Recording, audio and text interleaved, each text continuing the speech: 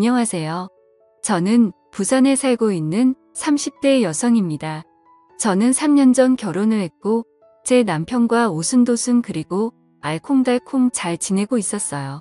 하지만 1년 전 제 남편은 불의의 교통사고를 당해 세상을 떠나게 되었습니다. 당시 저는 너무너무 슬펐어요. 저와 남편은 정말 너무너무 사랑하고 있었습니다. 남편은 저뿐만 아니라 부모님께도 정말 효심 가득한 그런 남자였어요. 저 또한 그런 남편을 보면서 3년간 시부모님께 정말 잘해드리려고 노력을 했죠. 시부모님 역시 저희를 무척이나 아껴주셨고 그러다 보니 남들이 말하는 시집살이를 한다는 생각은 해본 적은 전혀 없습니다. 아무튼 남편은 그렇게 떠났죠. 저희는 부모님은 남편도 없는데 이제 그만 시댁에서 나오라고 합니다.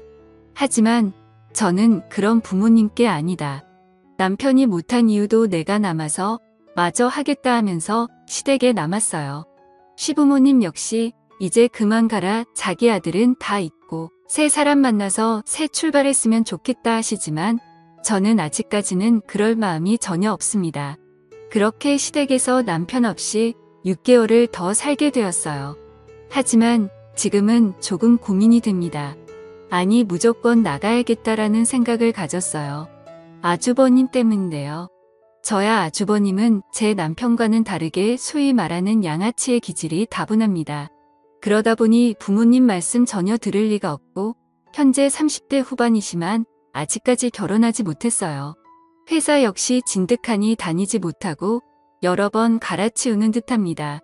아무튼 저는 죽은 제 남편을 대신해서 시부모님뿐만 아니라 아주버님까지도 마치 제가 동생이 된 듯 챙겨드리고 있어요.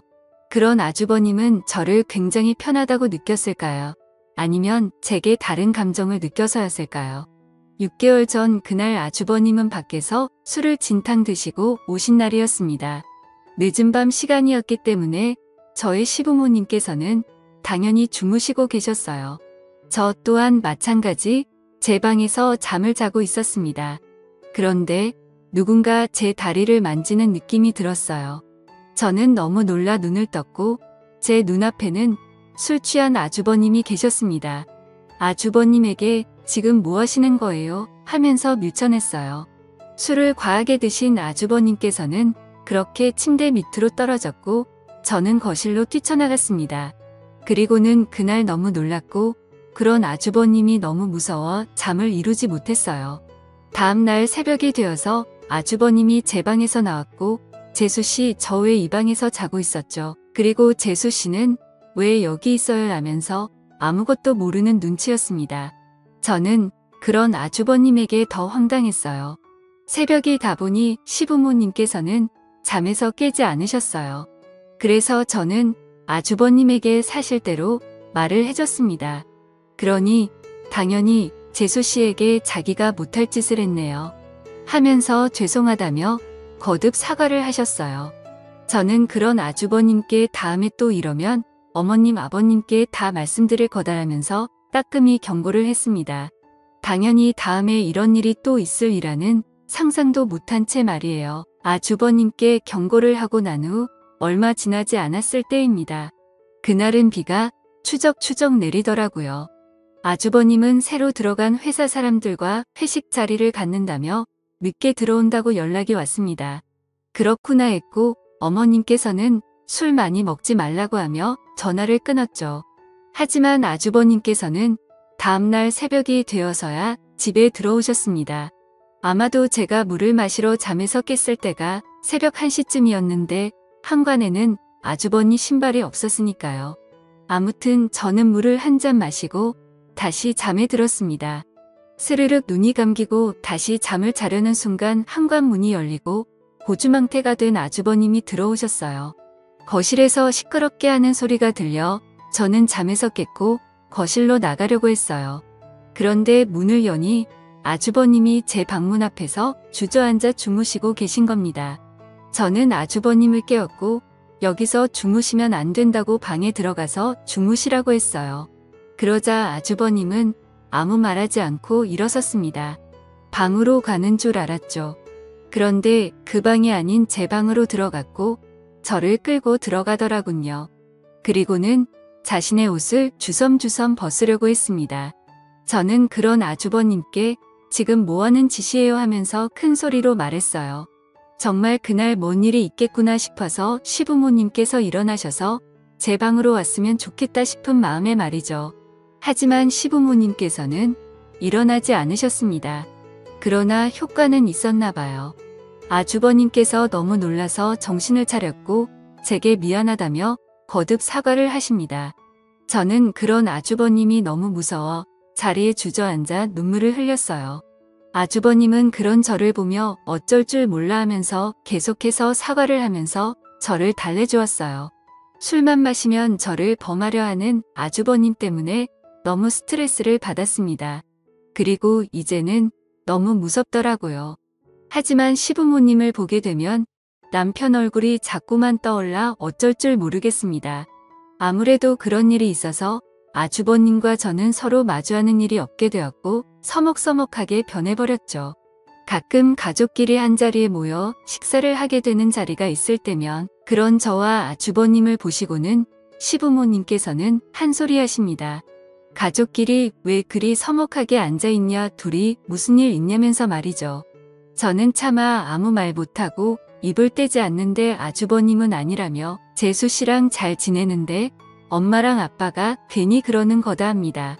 그런 아주버님을 보면 저는 치가 떨리기까지 하고 말이죠.